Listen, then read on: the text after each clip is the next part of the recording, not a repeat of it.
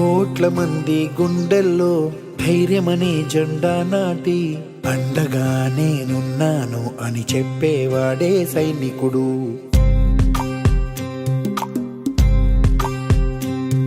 ఈ దేశమే నా ఇల్లంటూ అందరూ నా వాళ్ళంటూ కులం మతం భేదాలను భస్మం చేసేవాడే సైనికుడు. చెడు జరగని పగ పెరగని బెదరని గని సైనికుడు, అగు పెరుగని రక్షణ బని చెదరని ముని సైనికుడు. మన ఆయుధాలు ఎన్నెదురైనా ప్రాణాన్ని ఎదురు పంపేవాడు ఒకటే ఒకడు వాడే సైనికుడు.